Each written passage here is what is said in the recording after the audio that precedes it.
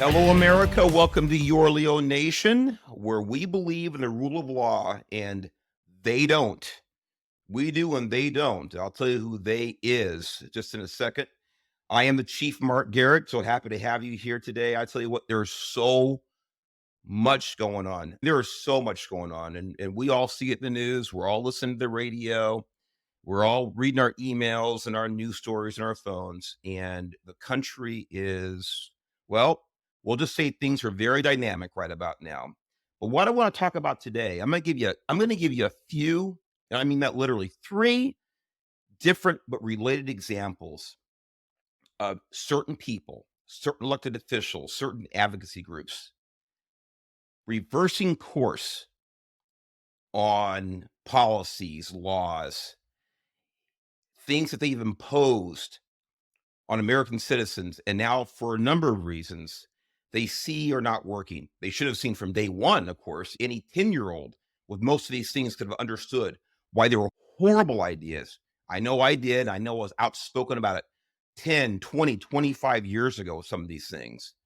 And now, again, for a number of reasons, these people are reversing course. So I'm going to get right into it. I want to start right now. I want to start with Oregon, the wonderful blue state of Oregon. And I don't mean just the Pacific Ocean on its west coast.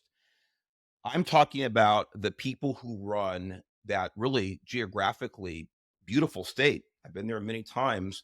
I won't go anytime soon because of what's happening, especially in their biggest city of Oregon, Portland. Here we go. With Oregon facing rampant public drug use, lawmakers backpedal on pioneering decriminalization law. This is from the Associated Press. Just so you know, I try to get a varied source of information, news articles, not all from one place. So this is from the AP. And this is just a couple of weeks ago, the story broke. Salem, Oregon, AP, Democrat lawmakers in Oregon on Tuesday unveiled a sweeping new bill that would undo a key part of the state's first in the nation drug decriminalization. They call it decriminalization law. It's really a drug legalization law, is what they did. And I'll show it to you in a minute, but they just simply legalized these illicit drugs, not decriminalization. Just call it what it is, legalization. A recognition that public opinion has soured on the measure amid rampant public drug use during the fentanyl crisis. The bill would recriminalize the possession of small amounts of drugs as a low level misdemeanor. Mistake. Here they are already. They're realizing what a disaster their policies are, what an utter disaster. And now they just want to hedge their bets. Well, we'll just make them misdemeanors. Wrong. We'll talk about that. So get them to a low level misdemeanor, enabling police to confiscate them and crack down on their use on sidewalks and in parks, its author said. It also aims to make it easier to prosecute dealers, to access addiction treatment, medication, and to obtain and keep housing without facing discrimination for using that medication. There's so much to unpack there. But again, they're not going far enough, of course. Quote, it's the compromise pass, but also the best policy that we can come up with to make sure that we are continuing to keep communities safe and save lives. State Senator Kate Lieber, a Portland Democrat, no kidding, told the Associated Press. So again, her own quote, she wants to compromise. It's a compromise pass. We're going to go ahead and recriminalize some of these things to some extent and things like this, but they won't go the full 9 yards because it's not in their DNA. Voters passed a pioneering decriminalization law, Measure 110, with 58% support in 2020. But Democratic legislatures who champion as a way to treat addiction as a public health matter, not a crime, are now contending with one of the nation's largest spikes in overdose deaths, along with intensifying pressure from Republicans. Thank God there's one Republican or two in Oregon, and growing calls for a well funded campaign group to overhaul it. Nation leading overdose deaths. Ladies and gentlemen, boys and girls, in 2020, this law was passed. And what's happened since? They've had untold numbers. Maybe there's a record here, but certainly a massive wave of people dying because of the policies they have imposed on the people of Oregon. Dead people are a result of what they legislated.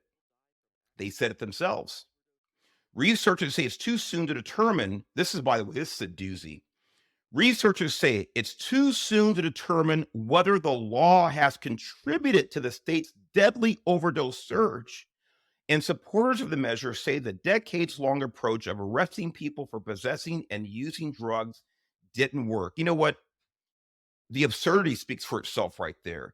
They have to ask researchers, hey, gee, do you think us decriminalizing, legalizing heroin, methamphetamine, crystal meth, powder cocaine? Did I say crack cocaine already? Did I say heroin? Of course I did. They have to ask, they have to have researchers figure out if legalizing these illicit, deadly drugs actually had anything to do with a surge of deaths in their state. This is like a parody. You couldn't write a better comedy skit if it weren't so sad. Let me tell you something else right now about this fighting drugs with the laws. Do you remember the phrase, or remember hearing people say, the war on drugs is not working. The war on drugs is not working. We have to come up with other options. We have to come up with other ways to address this health crisis. By the way, part of it is a health crisis, no doubt about it. But throwing away the ability for people, for law enforcement to put handcuffs on these people, put them in prison, and force them into rehabilitation, to throw that away and pretend that the problem's going to get better. Let me ask, just because we can't completely wipe out the drug crisis, we end the war on drugs. Let me ask you a question, ladies and gentlemen, boys and girls. Have we won the war on cancer? Have we won the war on diabetes? Have we won the war on heart disease? Have we won the war on childhood leukemia? No, we haven't won the war on any of those horrible diseases that kill millions of Americans every year. But do we give up on that war? Do we stop fighting because we haven't snuffed out all those diseases? Of course not. Fighting the war, keeping that war in progress, not backing down, actually saves lives. Whether we win every single individual case, whether we save every life, is not the question. The question is, what does a moral society do? Do we give up the fight? They gave up the fight in Oregon, and it cost lives. That's what happens when you put politics and your stupid philosophies before logic and the rule of law. The bill unveiled by Lieber and other Democrats serving on a recently created Committee on Addiction. Do you really need a Committee on Addiction, ladies and gentlemen? Is set to be introduced during legislative session that starts in February this month. The legislature adjourned over the summer, but concerned over the state's drug crisis led Democrats to launch the committee in between sessions. Oh my God, these people are just selfless. They actually came back in between sessions to address the people who lost lives they're responsible for. These people are superstars. You know what? I think that they should be ordained saints. Absolutely. It's amazing. What a disgrace. Say their concerns, they came back to actually do their freaking job. Since September, the committee has held multiple hearings and heard testimony from law enforcement and substance use disorder experts on the law's accomplishments and shortcomings. I wonder where they were when law enforcement 4 years ago was begging them not to legalize heroin, not to legalize fentanyl, not to legalize cocaine. I wonder if they listened to law enforcement leaders then. I think the answer is no. We see what law they passed. Measure 110 directed the state's cannabis tax revenue toward drug addiction treatment while decriminalizing personal use amounts of illicit drugs. Possession of under a gram of heroin, for example, is only subject to a ticket and a maximum fine of $100. Does anybody really think that a heroin addict gives a damn about a traffic citation and a $100 fine, or cares if he or she ever pay a $100 fine or a $10,000 fine for that matter? The answer is no. This is the law they passed 4 years ago, went into effect 3 years ago. Give you a ticket for possession of heroin and other illicit drugs. Those caught with small amounts can have a citation dismissed by calling 24-hour hotline to complete an addiction screening within 45 days. But those who don't do a screening are not penalized for failing to pay the fine. This is in the law, ladies and gentlemen. You can have the ticket dismissed if you call and talk about your addiction within 45 days. And if you don't call, there's no penalty. Why even put that in there? This is the craziness. This is the insanity of people who are running our local and county and state governments, not to mention our federal government, which we'll get to before the end of the show. In the year after the law took effect in February 2021, only 1% received citations for possession sought via the hotline. State auditors found. As of last June, the hotline received an average of 10 calls per month that were related to citations. How many people are on these illicit drugs in Oregon? I don't know, but it's a lot. And they receive 10 calls a month through this hotline. Boy, I wonder how overstaffed that hotline is, huh? Opponents of the law say it hasn't created an incentive to seek treatment.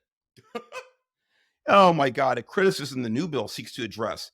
The measure's details have yet to be finalized, but quote unquote personal use. And by the way, I was going to address this. What is personal use? And that can vary from state to state about whatever. In other words, you can make up whatever level you want to define personal use. But personal use possession of illegal drugs would become a misdemeanor punishable by 30 days in jail or a $1,200 fine, a misdemeanor. I don't know about Oregon. Remember, in California, you don't even go to jail for misdemeanors anymore, with rare exception. Those arrested for small amounts would be referred by police to a peer support specialist to schedule an assessment or intervention. If the person shows up to the meeting, they wouldn't be charged. If they don't, the offense could be referred to the DA's office. Do you think it's going to happen? If charges are filed, they could avoid jail by agreeing to certain conditions of probation or by agreeing to have their case diverted to drug court, where judges place people in treatment programs rather than in jail. We're trying to give people off ramps, no kidding, while also introducing some accountability into this. There's no accountability here, ladies and gentlemen. They're putting some weak crap on the books with no teeth in it, and they're not going to save anybody. Winding up here, Republican lawmakers said the bill didn't go far enough. No kidding, Republicans. You're right about that. They called for mandatory treatment and personal use possession to be a higher level misdemeanor, punishable by up to a year in jail and a $6,200 fine. A low class C misdemeanor only provides 30 days in jail as an alternative, so forth and so on. Regarding drug dealing, the bill would make it easier to prosecute people for selling drugs and create harsher penalties for doing so in parks and near homeless shelters and substance use disorder treatment centers. There's a lot more to that article. I cut a lot of it out. The point is this: they're not going far enough in Oregon trying to backtrack on the bill they passed, the law they passed almost 4 years ago. But they know, like I said earlier, they know, like any 10-year-old would know, that if you don't hold people accountable, if there's no sanction, if there's no punishment for behavior, you are going to, by default, encourage that behavior. And now they're trying to look like they're doing something. They're doing nothing, maybe very little, but really, in essence, they're doing nothing. This example, number one, of people now trying to catch up with public sentiment, trying to pretend that they are leaders, trying to pretend that they actually do want to fight a problem. They don't, ladies and gentlemen. They do not want to fight the problem. They don't want to hold people accountable. And I'm going to give you an example. Number two here. Now, this is a different example, but it's all part of the same psychosis that one segment of our population in this country is suffering from. And that psychosis is, it's schizophrenia. You say one thing one day, and now you turn around when the weights are coming down on you, when the ton of bricks is hitting you. Now you're waking up. And of course, you still want to blame other people for the decisions they've made. And they're not even honest enough ever to say our decisions were bad, they didn't work, and we need to fix it. They won't do that. They want to tap dance and blame other people. Example number two, this is from Fox News. 800 migrant families being booted from Denver shelters as city nears breaking point. The city of Denver has begun ejecting around 800 migrant families from shelters as it scales back on aid for legal. Oh my God. They're evicting, they're throwing out these poor people who came here illegally, who shouldn't be here in the first place. They're throwing them out. Families, right here in the article, it says, from shelters in Denver. What is Denver? Denver is a self declared, I think probably by city council or something, a sanctuary city. Now, let me backtrack a little bit in my personal history. I remember, and many of you do too, I remember when the whole sanctuary thing started gaining speed. It became this political pawn, this virtue signaling tool that many in public life, elected officials, again, advocacy groups, they all utilize to beat me and people like me who believe in the rule of law, who believe that only American citizens or people who migrated here legally who want to become American citizens follow the law should be here in the first place. They beat us over the head, calling us racist and xenophobes, anti-immigrant, all of these condescending names. That's what they called us. Now the same people, again, self-declared sanctuary city, now they're throwing people out of their shelters. Why? Because reality is beating them over their big, small-brained heads. That's why. And again, they still want to blame other people for their failings, but now reality's setting in. See, here's my point, ladies and gentlemen. I've been consistent. People who subscribe to the what I believe that people should come here legally, only people who want to become Americans, only people who want to embrace Americanism should be allowed to come into this country, that immigration should be for the betterment of the United States, of our civilization, of our culture, of our country. Those people we are the racists. I'm consistent. I believed it 30 years ago. I believe it now. These are the people who were so big on sanctuary cities. Come one, come all. We're going to protect you from the evil ICE agents. We're going to protect you from local government. They're not going to be able to deport you. And by the way, what was their mantra? What was their mantra about sanctuary cities? Here was their soft sell to all of us. Here's what it was. Well, we want people to come out of the shadows. You understand that if these poor immigrants who are just here to work, and by the way, many of them are just here to work. I understand that. Just here for a better living. Again, if I lived in one of those countries where true oppression exists, I would want to get out too and take care of my family. But that's a separate topic. We understand this. But their argument was we want them out of the shadows because they won't talk about the crime being committed against them or crime being committed by other people in their city, in their community. They'll be afraid to come to the police and be good witnesses if they think they're going to get deported. Remember that argument? I said at the time that was BS. That was made up. That was a political strategy. Here, the bottom line is that they should not be here anyway, legally, based on existing law today and existing law 30 years ago. They shouldn't be here in the first place. So for now, for us to acquiesce as a society, as a nation, and say, well, we'll go ahead and protect them from the federal government because we want them to be good witnesses. This is derangement, ladies and gentlemen. This is craziness. If they weren't here in the first place, they wouldn't have to come out of the shadows. So let me read on with this article here about Denver, the wonderful sanctuary city that's not anymore. On Monday, about 140 families were booted out from temporary accommodations in Colorado's capital, with the remaining 660 families expected to be removed over the next few weeks, according to city officials. Oh my God, Denver is evil. They're booting these poor people out. I can't believe it. The sanctuary city has been struggling to stretch its limited resources to support the growing number of migrants in the city. Texas has transported thousands of migrants to sanctuary cities like Denver to showcase the problems border states face when migrants flood their cities. I want to talk about this in a minute.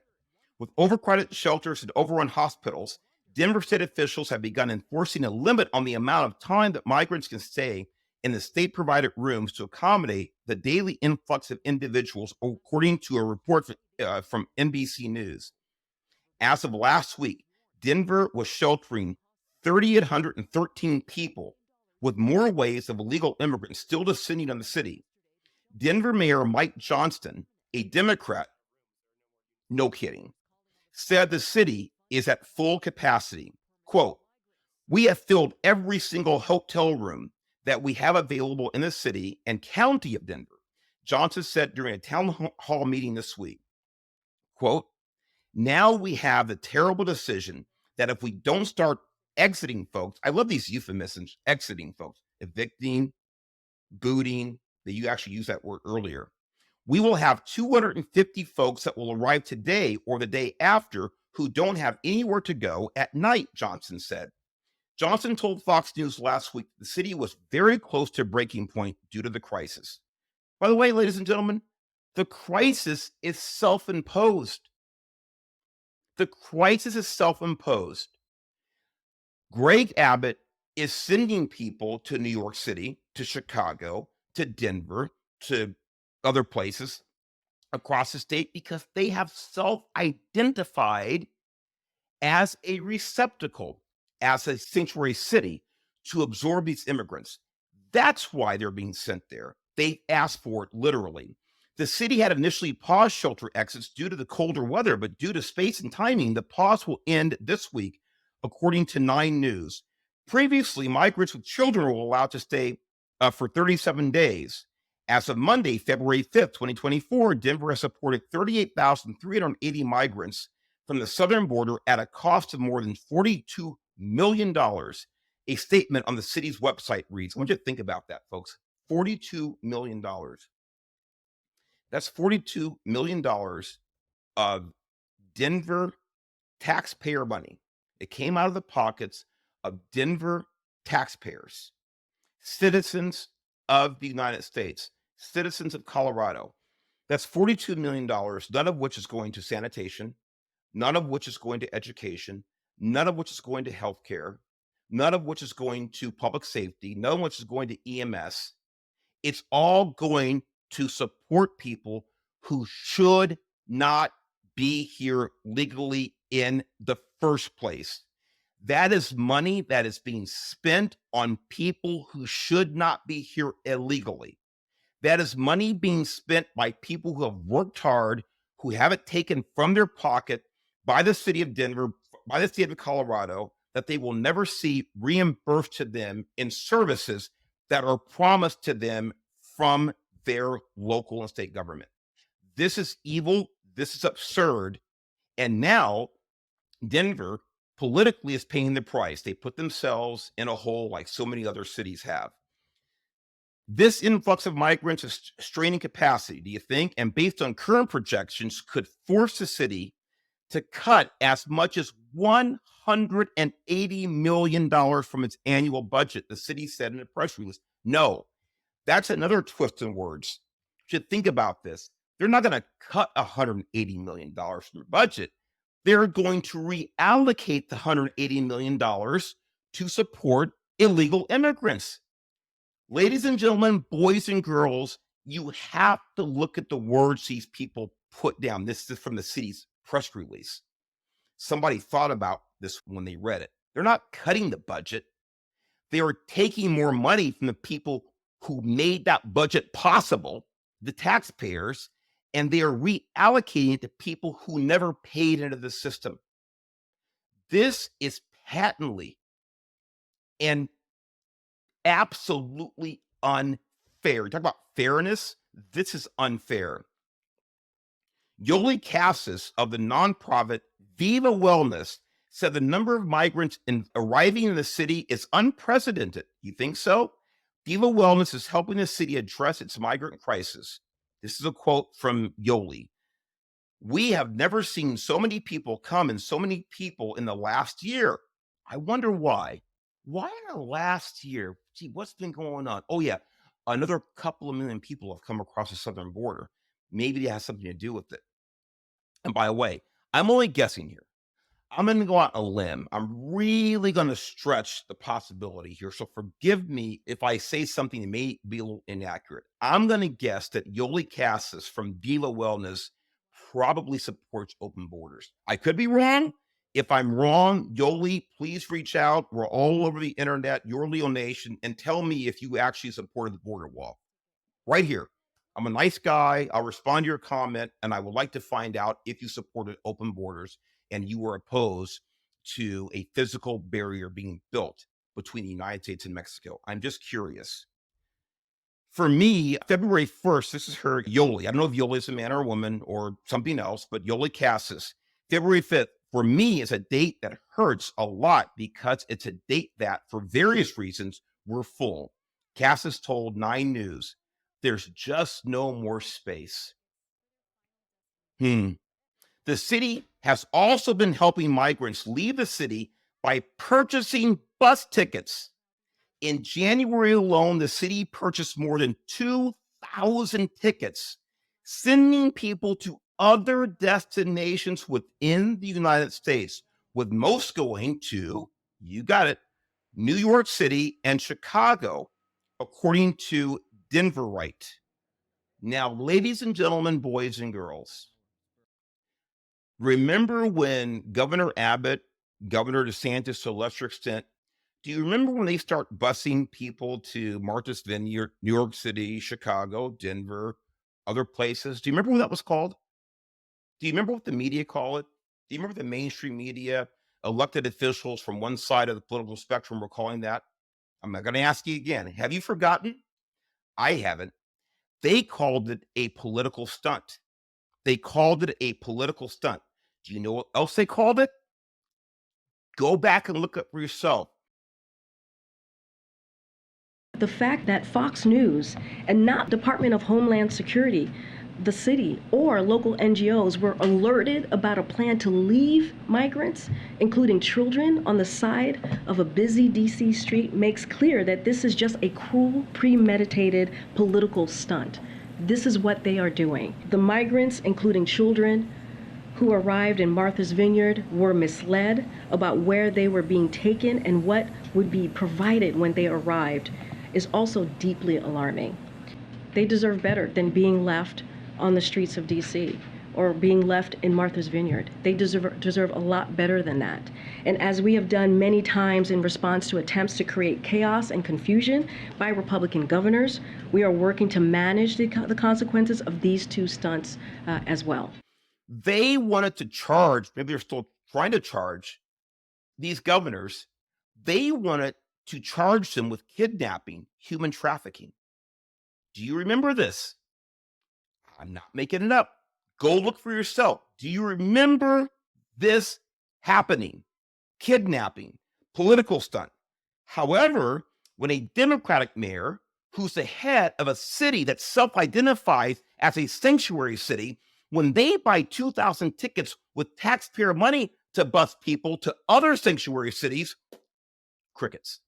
Not a damn thing is said, not a peep.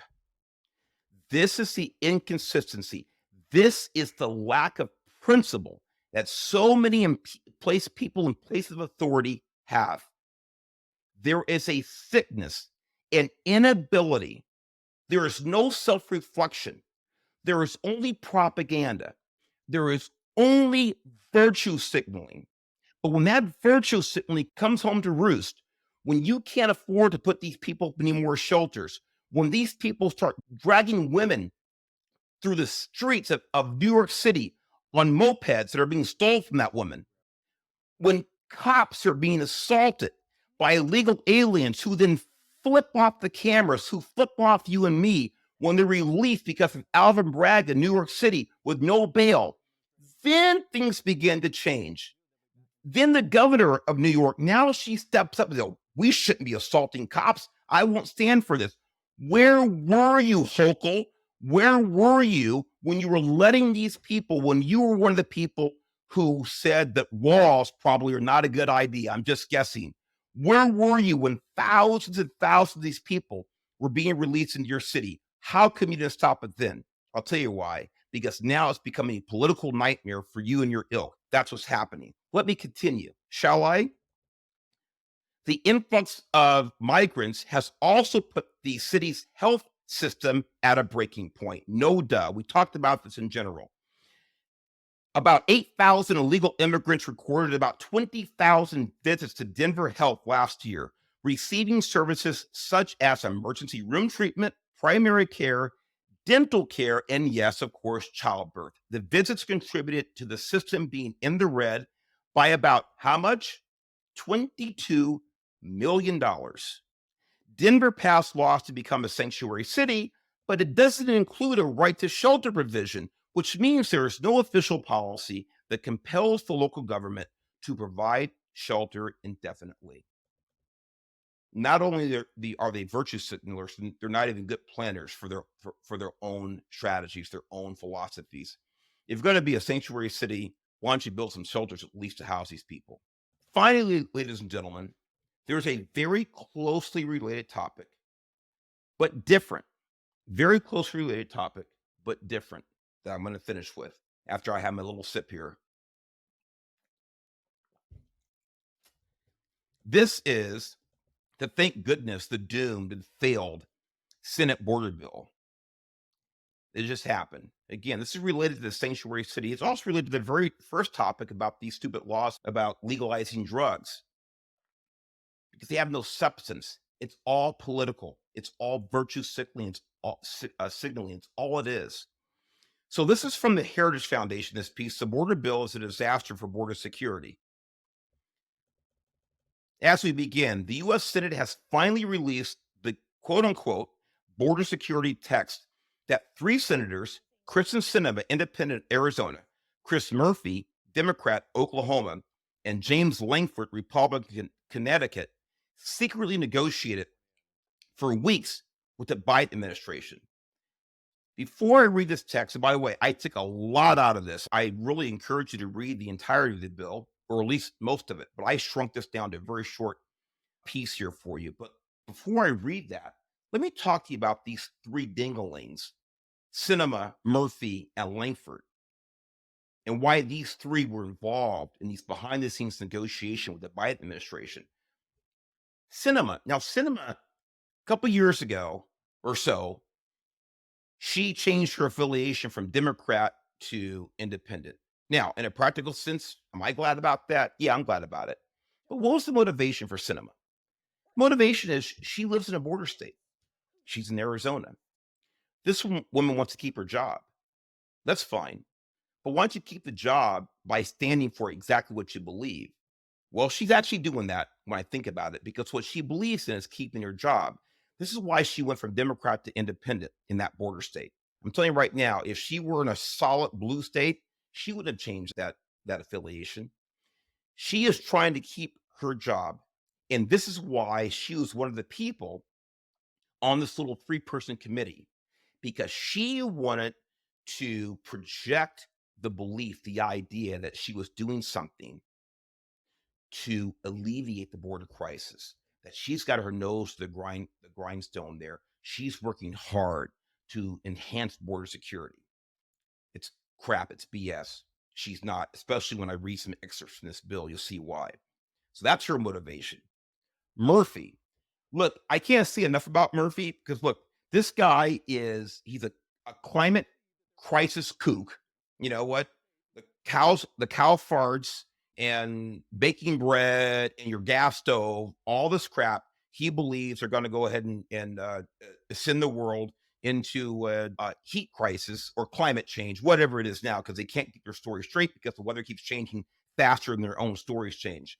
But anyway, he's got that going on. He's anti-Second Amendment. What else? Socialized healthcare, everything you would think from the Democrat. So he's a point man for the Democrat Party, and they got to have this guy in here because he's really the epitome of the Democrat Party right now, a big time lefty. That's what his role is in there. This is actually just right on par for him.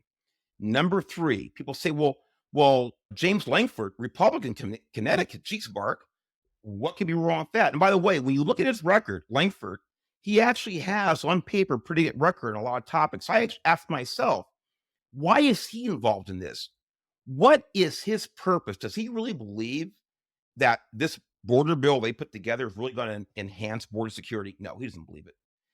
And here's why I believe he doesn't believe what he actually authored. And by the way, he decided not even to vote for his own bill.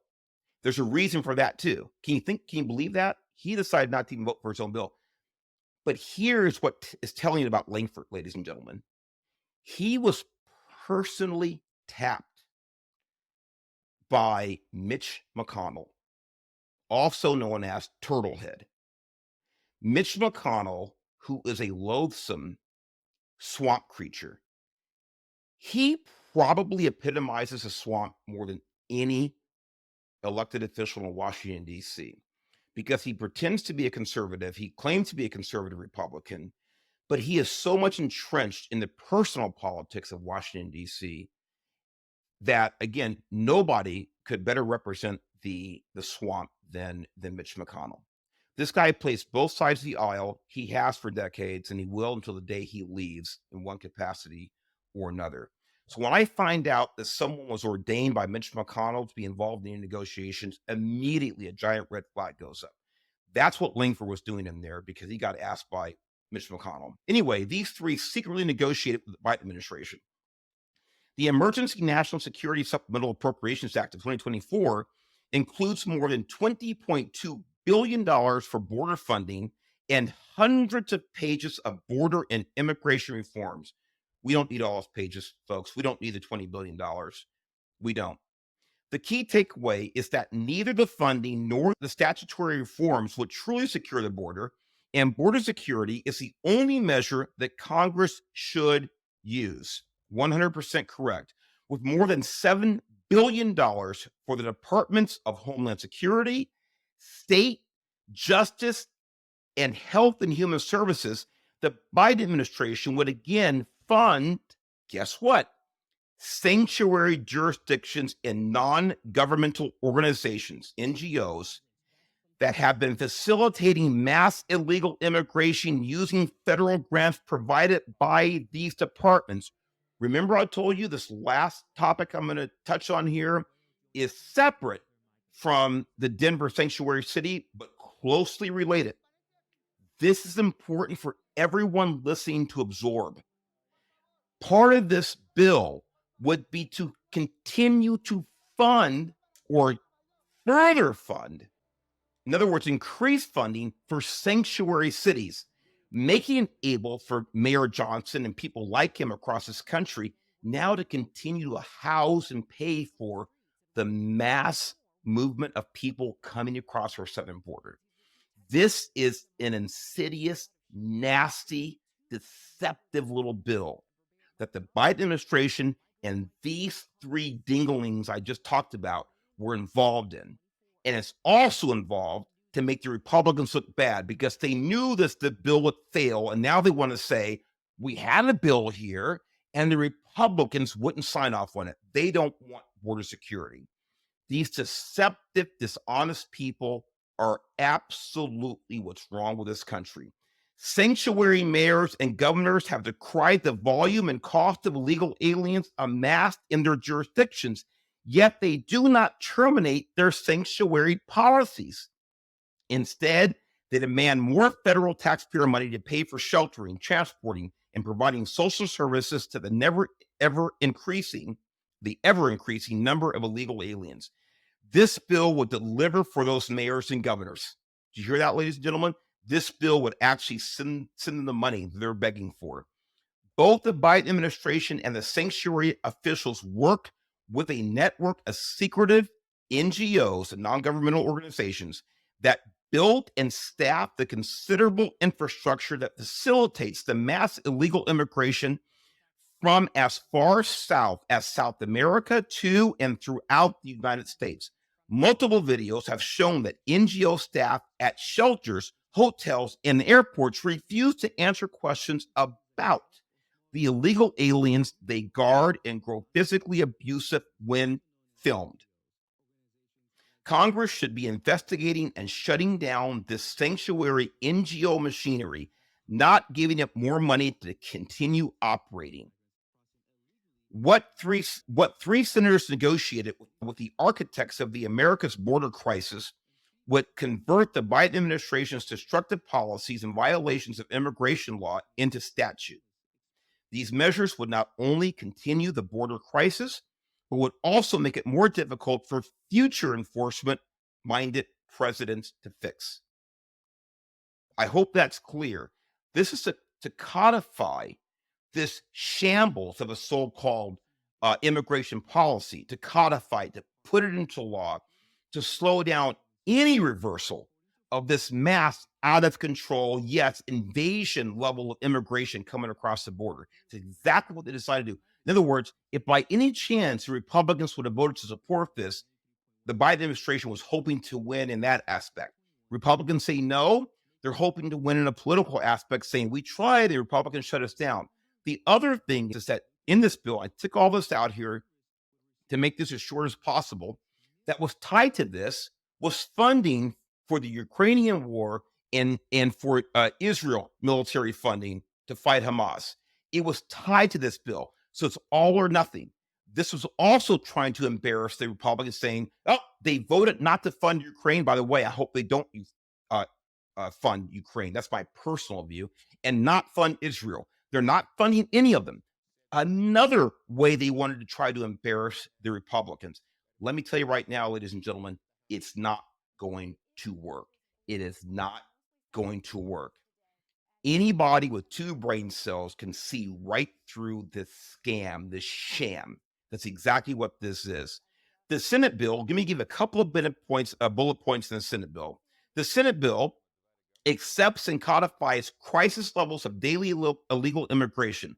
If passed into law, the bill would create a 3-year, quote unquote, border emergency authority to allow agents to expel illegal aliens back across the border during extraordinary migration circumstances. But the numerous exceptions and limitations swallow that authority whole. The Secretary of Homeland Security has the discretion to activate the authority after the U.S. Customs and Border Protection encounters an average of 4,000 illegal aliens daily for 7 consecutive days. Do you understand what that text says? That they can't send illegal aliens back. They can't stop them until they have 4,000 encounters a day for seven consecutive days. In other words, we have 3,800 a day. They just keep coming, just like right now. They put threshold. Why allow 1 encounter? Why allow 5? Why allow any encounters? It should be an absolute thing that the border is shut down to anybody trying to get through illegally. Plain and simple. The Secretary of Homeland Security, activation of the emergency authority becomes mandatory after the CBP encounters a 5,000 illegal alien daily average for 7 consecutive days, or 8,500 in 1 day. Not counted in those numbers are the unaccompanied children, parolees, those who claim a fear of prosecution, have already been in the U.S. for 14 days or already traveled beyond 100 miles from the southwest border. The secretary would not be able to activate the authority for more than 270 days, 225 days, and 180 days in calendar years 1, 2, and 3, respectively. In other words, even with all these people still coming across with no authority to stop them, at best, this is only good for 270 days a year, the authority at all to stop them, even these thresholds. And at worst, only half a year in the 3rd year. Ask yourself, why? Why do they have any of these thresholds? Why shouldn't every single day, why should it not be up to the United States to vet every single person and decide whether they can come into the United States or not? Why? I'll tell you why. Because the Biden administration wants to continue this mass immigration at all costs. That's why. The bill then adds cumbersome and confusing calendar calculation requirements to further limit the secretary's use of the emergency authority. Finally, both the secretary and the president could suspend the authority.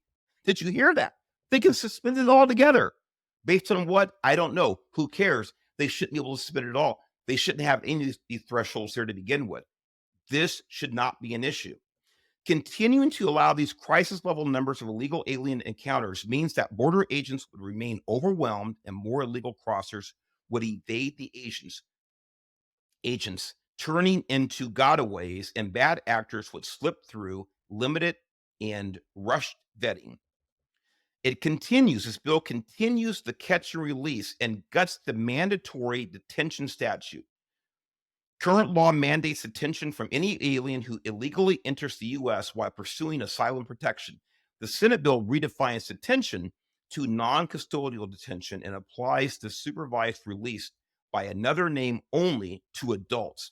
If passed into law, families and children would be released without supervision. On and on. Finally, President Biden could secure the border with current authority. He does not want to. Just like I said, President Joe Biden opened the border and created the country's crisis using only executive, non-congressional authority. He can end the chaos with the same executive authority. He does not need congressional authority. Ladies and gentlemen, boys and girls, think back 3 years ago. One of the very first things, not only was it one of the very first things he did through executive order, he campaigned on it. He campaigned with the mantra, I will stop the wall. Not one more foot of wall will be built. Trump campaigned on build that wall. Are you willing to tear that wall down? No, there will not be another foot of wall constructed in my administration. Number one. Number two, what I'm going to focus on, the fact is that somebody in this group written a lot about the border. I'm going to make sure that we have border protection, but it's going to be based on making sure that we use high-tech capacity to deal with it. And at the ports of entry, that's where all the bad stuff is. In the region are stronger than they've ever been. But this progress is still fragile, and you all know it. You know it better than I, many of you. And it requires a sustained commitment by all the parties, particularly the United States. We can't wall ourselves off from the problems that are not bound by borders. Not one more foot of wall will be built when I become president. And when he became president, through executive order, not through congressional activity, not through introducing a bill, not through negotiations, with literally one fell swoop of the pen, he ended the border wall construction. And now he has the gall and his administration to tell us that he can't reverse his own executive order. They think that we are as dumb as they are. That's what they think. They think that we are as gullible as they are. He does not need any authority that he has not already utilized. By the way, go back in time a little bit. Watch, I forget what show it is. We can find it. Remember last fall, a few months ago, this man said that because of the law now, he has to start building the wall with funds that were allocated just for it. I told you then, he says he's going to build a wall with these funds and he's forced to legally. He has to use them, blah, blah, blah. I told you then he wasn't going to build 1 inch of wall, not 1 inch. You guys go look for yourself. Has he built 1 inch of wall? No. Since then, he hasn't. He just projected that. Knowing what the polls show, knowing what the American sentiment is right now, that immigration is now the number one issue, and not just on one side of the aisle, ladies and gentlemen. This is the problem. And he and his administration know it. So a few months ago, he pretends to start, okay, we're going to do this and blah, blah, blah, blah, blah. Well, now what is he doing? Now he's saying that he can't take any action without Congress's approval, without a law being passed. We know that is a lie. We know it is a complete, utter, shameless lie. That would be bad enough. What is this man doing? What is he doing? He is blaming the previous president. And by the way, whether you love Trump or hate Trump is not the point of today's show. It's not even the point about this bill. The point is how duplicitous Joe Biden and his administration are. That's the point, and others like him around this country. We know for a fact that if he wanted to build the wall, he could literally start building today. But beyond that, what's worse is this. He blames the previous president for the problems that have arisen in the last 3 years since he was sworn in as commander-in-chief. As a matter of fact, Anthony, play that video right now of President Biden not taking responsibility for his own actions. The result of all this hard work is a bipartisan agreement that represents the most fair, humane reforms in our immigration system in a long time, and the toughest set of reforms to secure the border ever. Now, all indications are this bill won't even move forward to the Senate floor. Why? A simple reason: Donald Trump. Because Donald Trump thinks it's bad for him politically. Therefore, he doesn't, even though it helps the country, he's not for it. He'd rather weaponize this issue than actually solve it. So for the last 24 hours, he's done nothing, I'm told, but reach out to Republicans in the House and the Senate and threaten them and try to intimidate them to vote against this proposal. And it looks like they're caving. Frankly, they owe it to the American people to show some spine and do what they know to be right. So I want to tell the American people what's in this bill and why everyone, from the Wall Street Journal to the Border Patrol to the Chamber of Commerce, the United States Chamber of Commerce, support this bill. Because it's going to make the country safer, make the border more secure, treat people more humanely and fairly, and make legal immigration more efficient and consistent with the values of our nation and our international treaty obligations. Now that right there, ladies and gentlemen, boys and girls, that is, if not the ultimate, that's a really damn good example of lack of leadership and no shame whatsoever. You've been in office for 3 years and you have the gall to tell the American people that the 6 or 8 million people that you have let come in this country since you've been president is the previous president's fault. Again, I don't even care what your political affiliation are. You guys know where I stand. It doesn't matter. But the idea that this man would blame the previous president for everything that's happened under his administration when he actually stopped the measures the previous president had taken to stop the flow of immigration. I believe it was President Trump's last year. I believe it was, we had 400,000 encounters at the southern border in his last year. I think last month we had over 300,000. But he blames Donald Trump. This is our commander-in-chief. This is our leader. I'll finish up with this, ladies and gentlemen. The only test for funding and legislation, would it truly secure the border? That's the question. That's the only measuring tool we have. Would it secure the border? When illegal aliens come to the U.S., they want to enter, remain, and work here. And that is the best case scenario. The border is just as open to terrorists, the Chinese, Russians, and any number of people who do not want to merely work here. Securing the border requires preventing those 3 things. The bill negotiated by 3 senators and President Biden funds and facilitates more mass illegal immigration. It is a disaster for border security, and it is an attempt to politically cripple one party and one candidate, and it will not work. Ladies and gentlemen, these are 3 examples of a party who has completely lost its mooring from principles, completely lost its moorings from objectivity and the rule of law. We as Americans have to embrace the fact that one party is working harder, not perfect, but working harder to ensure the rule of law than another party. Period. The numbers bear it out without question. And I implore you to support those people at a local, county, state, and federal level who actually want to ensure the rule of law. That's all I can ask of you. I hope you do it. God bless you. We'll see you next time. I'm the Chief at Your Leo Nation. Take care.